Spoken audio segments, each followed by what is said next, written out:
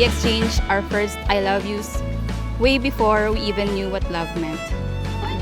1 month after, I was already breaking up with you, but you refused. And now here we are. Bobo mo. We've grown so much together over the years. Alam mo, ikaw pa rin ang nilalaman. Girls, thank you so much, first of all, sa pagtanggap ng proposal ko maging bridesmaids. And you deserve it all. You're all so pretty. And I have a gift for you. Kasi sobrang tagal na, so para talaga kaming more than half of our lives talaga. Together kami, so we're more than magkapatid and mag-best friends. Marami kaming pinagdaanan together.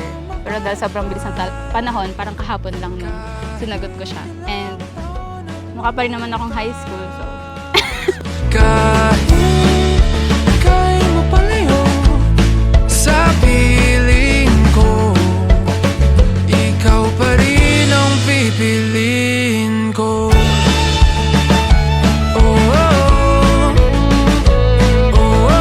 Kasi siya sobrang bait niya. Tapos family-oriented siya. Saka masyado siyang mapagmahal sa Diyos. Parang nagustuhan ko siya kasi lahat yun ng kabaliktaran ko. Sobrang daldal niya. Kaya tuwang-tuwa ako sa kanya nung nakita ko siya. Talagang parang love at first sight talaga yung nangyari. Ngunit bibitaw muli, pero Second ball na ngayon, pre. Ano kayang labas? maraming tao ang nagtatanong, anong sekreto natin? Paano tayo tumagal ng ganito? At palagi kong sagot na hindi tayo perfecto. Yung relationship natin, it's a product of the good, the bad, and the ugly. Ikaw ang aking palagi. Si palaging gutom, si palaging inaantok, at si palaging galit. At ang nag-iisang marilag ng buhay ko. Kada mali, ilag. Sa mga oras na to, wala akong hinihiling sa Panginoon. Hindi ang makasama ka ng 100 taon o higit pa.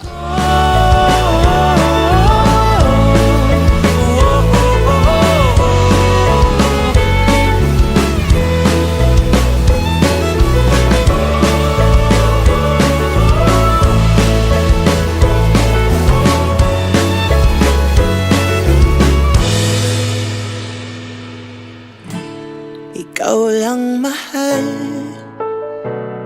Laman ng tula, tunog ng gitara at himig ng kanta. Kumupos man ang tinig ay hindi mawawala. Iwaga mong dala. Ikaw aking musika.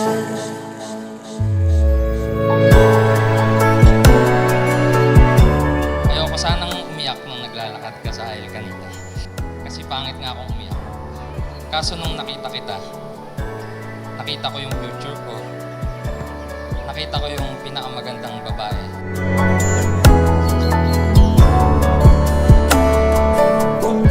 Ito na yung bunga ng 8 months na panliligaw. Dati naalala ko pa yung araw na sinagot mo ko. Nag-usap tayo sa likod ng classroom, malapit sa CR sa ibabaw ng tambak ng buhangin. Napaka-romantic nung place para sagutin mo ko.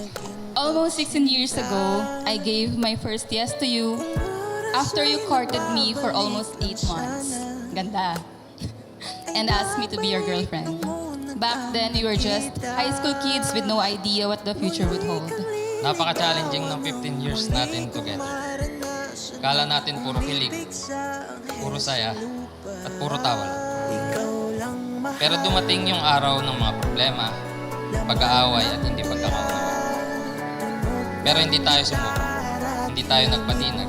Ganito tumakbo ang relasyon natin sa loob ng 15 years. Nilagay natin sa gitna ng relasyon natin ang Panginoon. Araw-araw tayong humihiling ng gabay para sa mga magiging desisyon natin para sa isa't isa. Masaya kami para sa'yo. Kasi yung taong nandyan sa'yo, lumabang pa daw.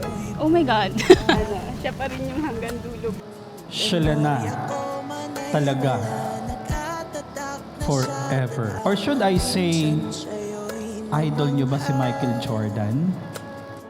Kung oras ay nababalik lang sana, ay babalik nung unang kang nakita.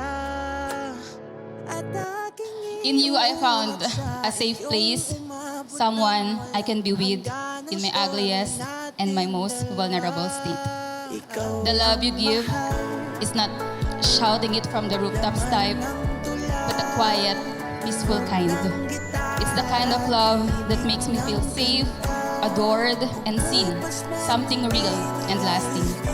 The kind that touches my soul in ways I never knew I needed. Pero kung sakaling dumating ang araw na humarap ako sa Panginoon at tanungin niya ako, na kung muli niya akong bubuhayin, anong klaseng buhay ang gusto ko?